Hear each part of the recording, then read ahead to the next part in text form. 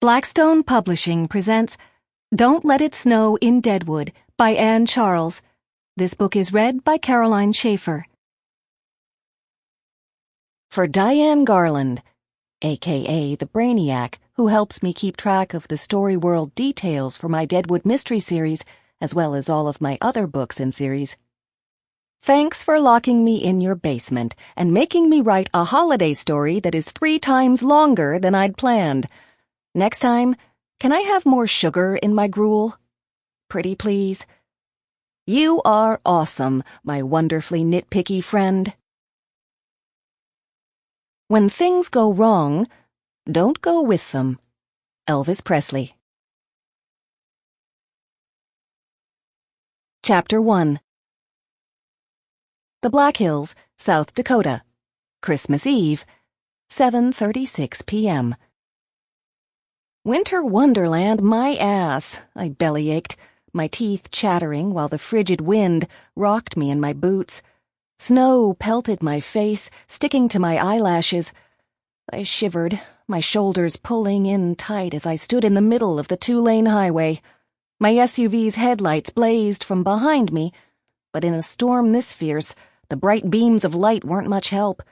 They reflected off the swirling flakes, blinding me rather than illuminating the vast stretch of dark, empty, snow-covered road in front of me. Old Man Winter could be such a dick. He'd gone and coated the hills in a thick blanket of white on Christmas Eve of all days. It was going to take at least a week of December sunshine to melt this white fluffy crap away. I scowled long and hard, not giving a flying reindeer if my face froze that way either. The wind raged and howled around me, tearing through my blue wool coat. It stole my breath and gripped my bones with its freezing fingers.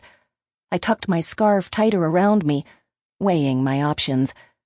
The blizzard had crowded into the Black Hills so fast, pushing and shoving to make it in time for Christmas. Trudging ahead through the frozen tundra would be right up there with dodging icebergs in the North Atlantic.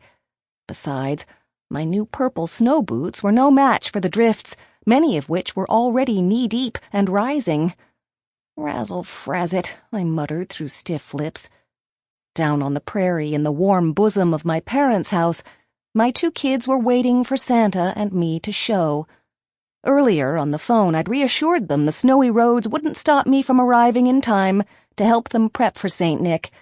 Little had I realized then that Old Man Winter had a plan to knock me on my caboose and then kick me while I was down. Sample complete. Ready to continue?